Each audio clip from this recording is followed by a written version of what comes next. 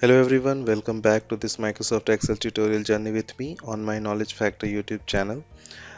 This is our 25th session on this journey, and we have seen a little bit of copy and paste in our last session.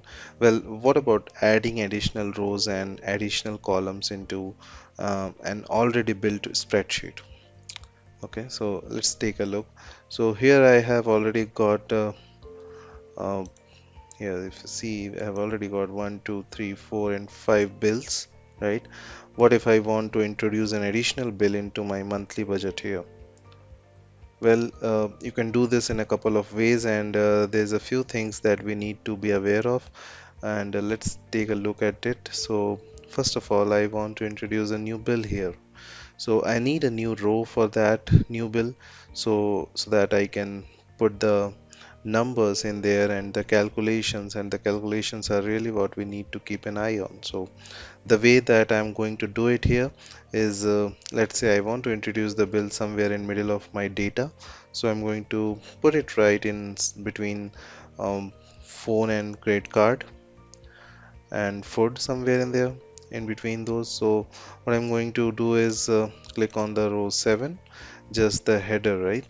And then on the left, click on the row 7 to just select the complete row, and that's where we highlight the entire row. And on my keyboard, I got a full keyboard here, so it's got all my alpha characters, and my numbers are going at the top of all my special characters, and I got my number pad, and that's what I mean by the full keyboard.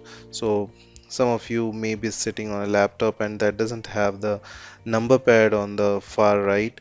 You might have it there or you might not, the because the laptops don't come with a full size keyboard. So I'm going to give you a shortcut. It's going to be a little bit different based on whether or not you have the full keyboard on the number pad, or you have the main portion of the keyboard, right?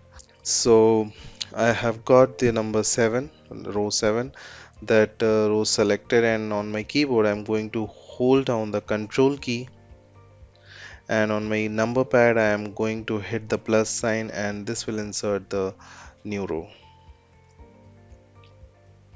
right?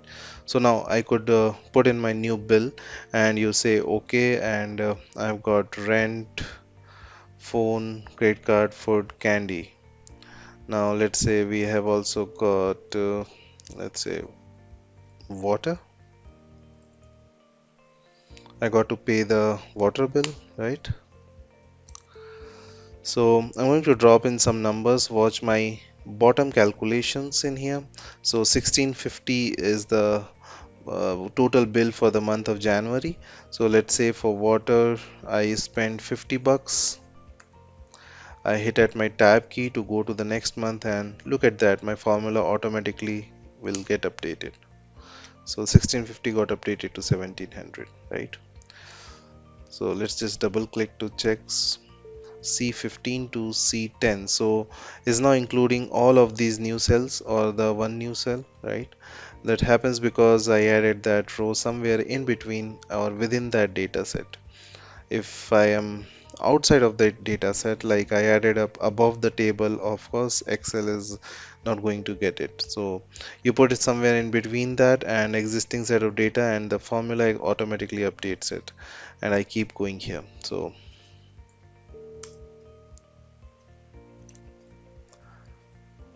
maybe I will just autofill this, so 50 bucks for each month of the water, but now it doesn't have the total for that water, right? Well, not a big deal. We just talked about copy paste earlier, right? Or the autofill. Uh, I go to 545, copy that, Control C, drop down to here, and then Control V, pasted, and I have now got my 250 for water. And I will do the same here for percent. I will go here, copy, Control C, drop down, Control V. Roughly 2% of my bills goes to water for these 3 months, right? So I can insert a new row, drop in my values, and just watch your calculations. These bottom ones get automatically updated. I just copy paste or autofill them down and I'm done. Now the same is true for a column. Let's say I need to add the next month here. So I go to column H, select the H column on my keyboard.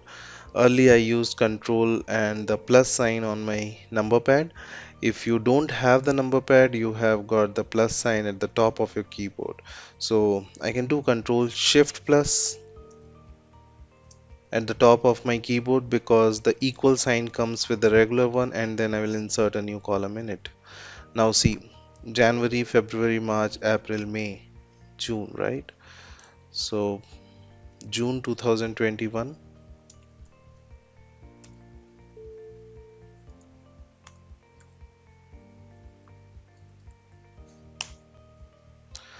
There we go, and I can start dropping to my numbers.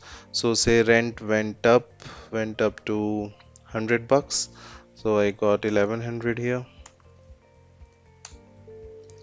Phone 125. Water went down to 40. Credit card, I'm getting those paid down, so 150, let's say.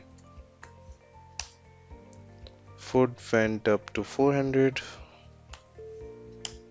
Candies, say that 100. And all these calculations over here could have been updated now, right? Now it includes June in there, but I need to populate the one in the bottom. So grab that 1720, autofill that over to here by just dragging it to right, and here's my 1915. Call it done. Alright, so adding rows, adding columns, I use shortcuts. Highlight the row or highlight the column, control plus on your number pad, or control shift plus for the top plus sign. You have also got the interface tools you can use as well. If I go to the home button, looking for the Excel, here at the home you go over towards the right and you get the section called cells. Inside of there you have got an insert. So I go to insert, and here I got same options. I can insert rows, I can insert columns. You have got the option right here. Like I like shortcuts, but you have both the options, right? Control plus down. We can also perform deletion on rows and columns, right? If you want, like we have seen the addition, but if you want to delete it, we can do that as well. Let's say I no longer need water. Well, actually I need water, but I don't need it inside of Excel, right? So I can highlight row 7 again. In this time, rather than control plus to add a new row, I'm going to press control minus, and that will delete the row. Row is now gone. Let's get rid of June. I can highlight that one and control minus to delete that as well. Right now, again, if you don't have the full number pad, you can do control and minus at the top of your keyboard. No shift key on that one, just control and the minus symbol. Done. All right, and you got the same option up above on the home tab in here to delete the rows and columns. So you have multiple ways to do just about everything, and that's really not just it, but I love shortcuts. Just keep in mind, as you add rows and columns to an existing set of data, that you watch the formulas. Make sure that they are updating, or in some cases you will have to populate them yourself. So try this out. Add some additional months, add some additional rows, whatever you like to do. And this is also a good spot within your course to take a moment and take a snapshot of your document. And if you are not getting too personal with your data, take a snapshot, go to the comment section inside the video and drop that snapshot there. Let us see the what you have done so far. Let's celebrate what you are learning inside of Excel. So if you see, it's so exciting, right? There's so much that you can do inside of this application. And again, we have only gone through a little bit of the course. There's so much more you can do inside of Excel and streamline your efforts and become more efficient as you work with your data inside of Excel, right? So get this done. Let's jump into our next lecture. Till the time, thanks for watching this tutorial, and as I always say, if you're really liking it and enjoying this journey, then please do like, share and subscribe my channel, and also press the bell icon to get the latest content update on this channel. All right, then we'll meet up on the next session. In case you have any questions, any concerns, then do let me know in the comment section of this video. Till the time, goodbye and take care.